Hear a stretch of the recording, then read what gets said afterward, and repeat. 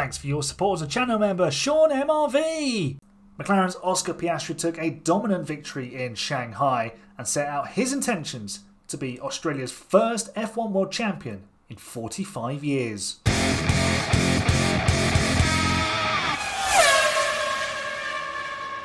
Hello folks and welcome back to the channel. Today we're going to go back over the Chinese Grand Prix. Not a spectacular race, but there was, I suppose, enough to keep us awake early in the morning in the UK. I mean, it would have been at a different time in other places. In America it would have been in the middle of the night, so if you're watching and you're from the States and you fell asleep during the race, I don't blame you, because there wasn't a huge amount of action.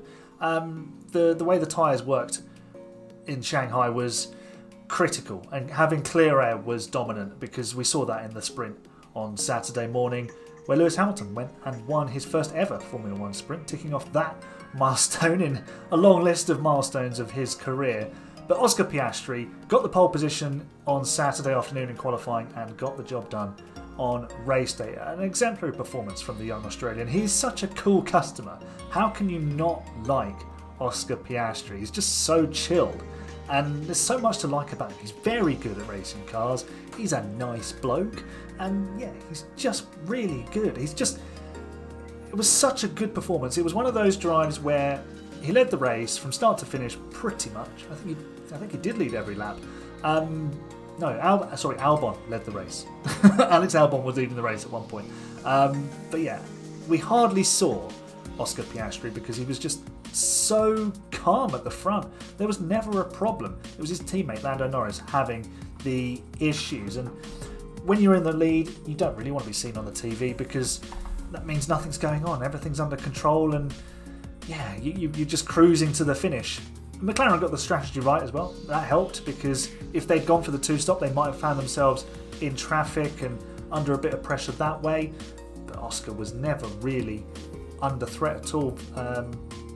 Lando getting the jump on Russell at the start helped, because McLaren could then control the strategy. It meant that Russell wasn't able to be an undercut threat for the lead. He could only undercut for second place, and Lando even took that back anyway. But from Oscar's point of view, it absolutely sets out his stall of, I want to be world champion this year.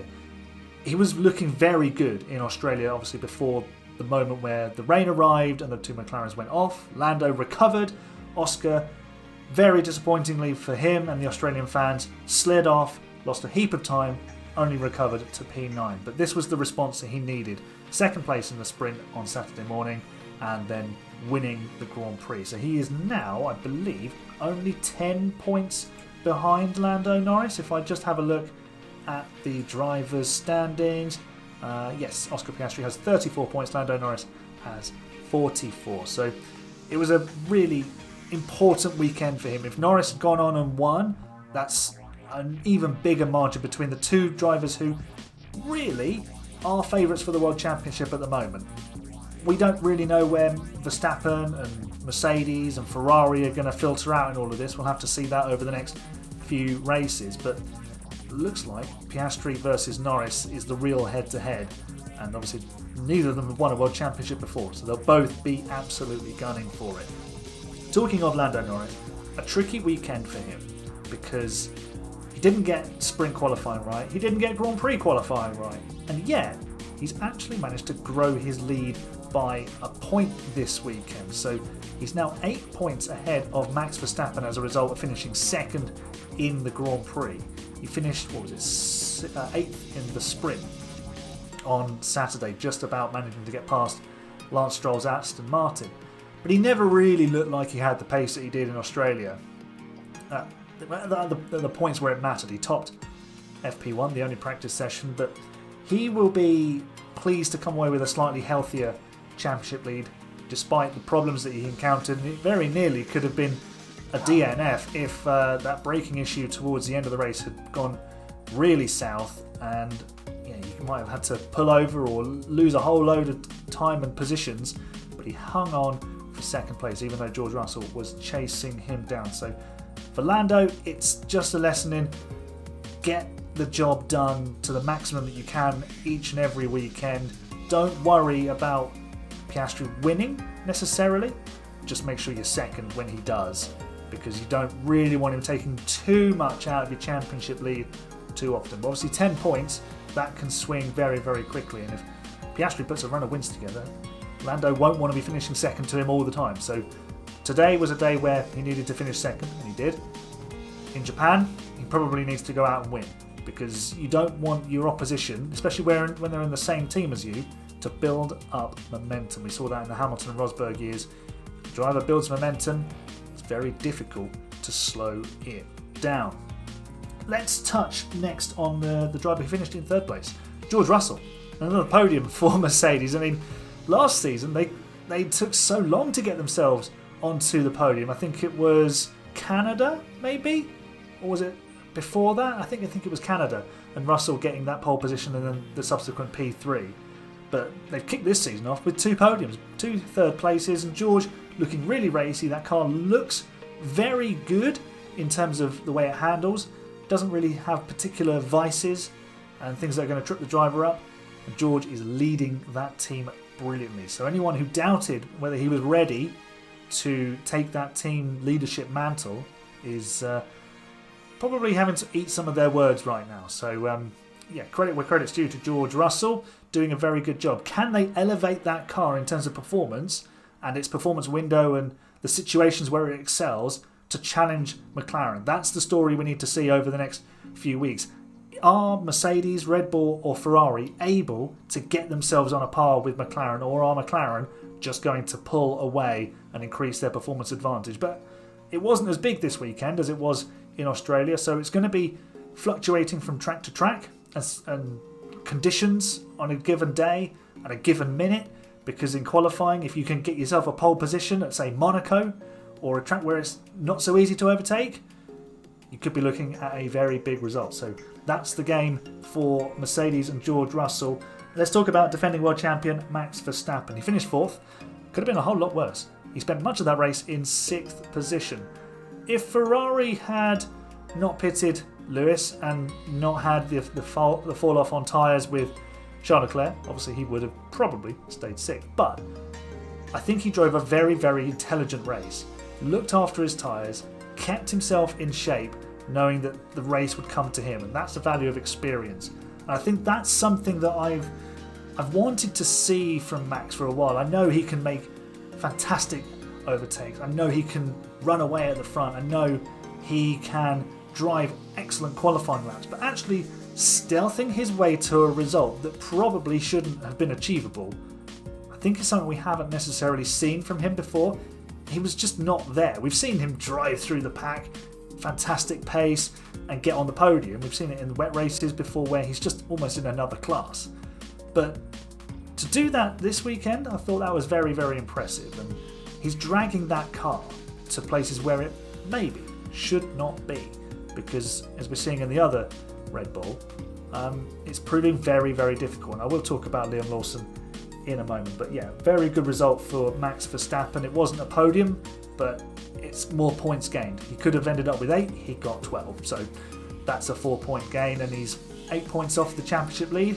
Let's move on then to Ferrari, and I'm re-recording this section of the video because they've both been disqualified while I was editing the video. So here we are, re-recording, and we have no Ferraris in the final classification. Charles Leclerc thrown out because his car was underweight, the team admitting to a genuine error.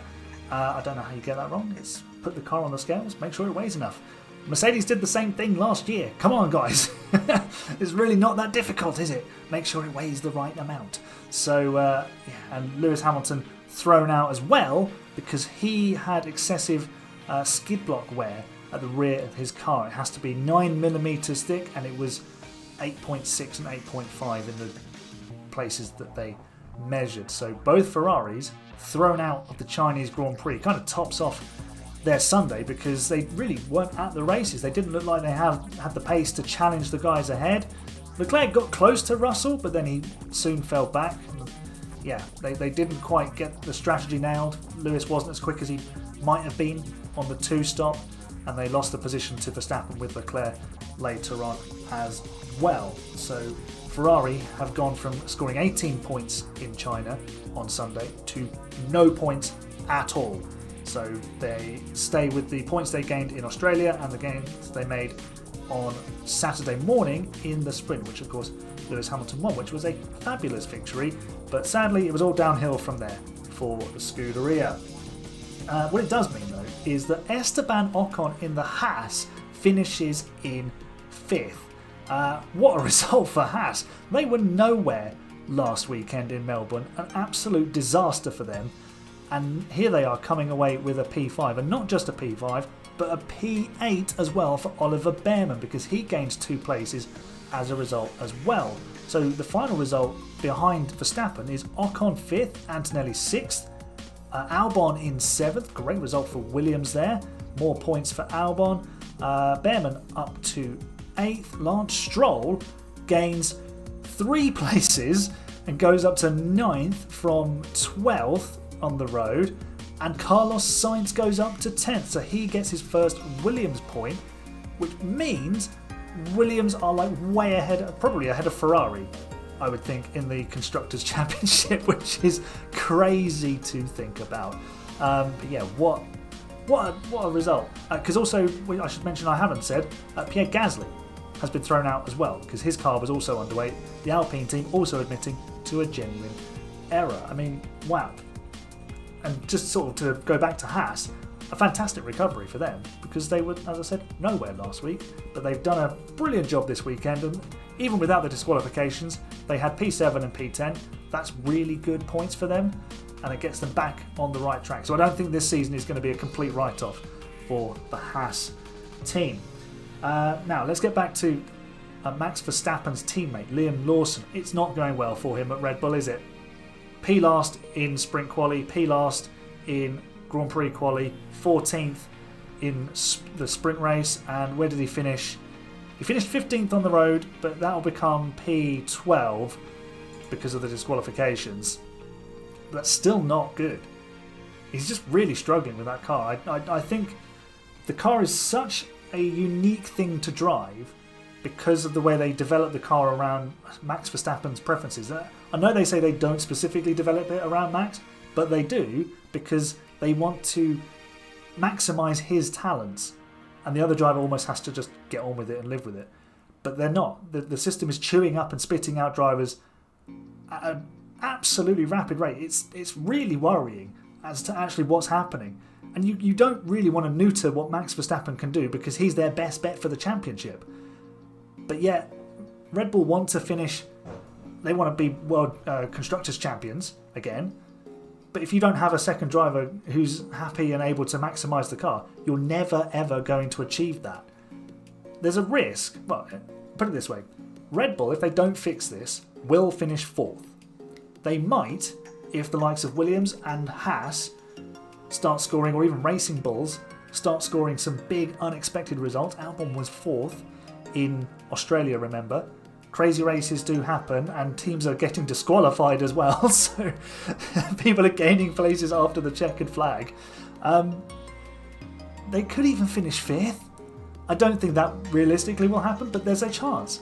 Let's say that the car just doesn't work at a few races and they have a few bad days and Verstappen doesn't score.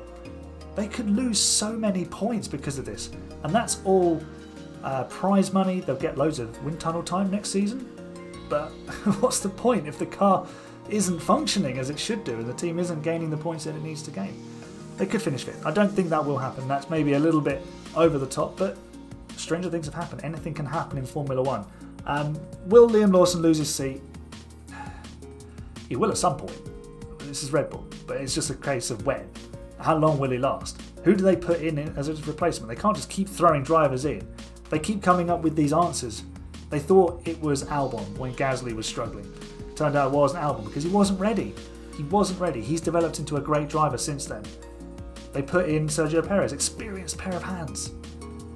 It still didn't work because the car was it just didn't suit him. They couldn't find a way to engineer him out of his struggles. Maybe that says more about Perez as well, but I think there's a bit of both in that. Now they put Lawson in because they think he's not going to get lost in the troubles. But if his troubles are that bad, and as bad as they are, he's in big trouble. he will really struggle. He will lose his head. He will just find it so difficult to drag himself out of that hole. So Red Bull are in trouble. Do you put Tsunoda in, the guy they cast aside and said, you're not good enough, we don't want you? Surely now they have to, if they do decide to change, they have to pick Tsunoda, because there's no one else they can put in. Hajar's not ready. Lawson's not ready. He hasn't got the bank of experience to lean on and draw himself out of this hole. So, yeah, let me know what you think. Maybe the solution is have 3 racing balls, because that car seems fairly drivable. And then they can just focus all of their efforts at the Red Bull team on Max Verstappen. Let me know what you think. Driver of the day, alternative driver of the day that we do here. It was given to Kimi Antonelli. I have no idea why. Yeah, he's now finished P6, but he definitely wasn't the driver of the day. I'm going to go with Ollie Bearman. It's International Bear Day. Let's celebrate the bear. He rose from 17th to 10th on track, and he's gained a couple of positions after the flag as well. So, yeah, P8 for Ollie Bearman. Great result for him, but also a shout out to Esteban Ocon, delivering a magnificent performance and result in the Haas team. So Haas really stars of the show outside of Oscar Piastri. So well done to them. Race rating as well. We rate the race out of 10 here, which you can let me know yours in the comments. I'd give it a 5.5 out of 10. It lacked real action, and strategy wasn't really a thing. The alternative 2-stop didn't work. So yeah, everyone who did the 2-stop lost out and finished outside the points or got disqualified in Lewis Hamilton's case. So yeah, it really did not work, did it? But yeah, that's what I think. Let me know what you think in the comments. Rate the race, alternative driver of the day, and should we have 3 racing balls on the grid? I'm an advocate for 3 car teams. I think that would be really cool, but maybe 3 car teams would be a little bit too much. What do you think? 3 racing balls and 1 Red Bull could be Red Bull's answer. Anyway, that's all for today. You're the best fans, and remember, be fast or be last.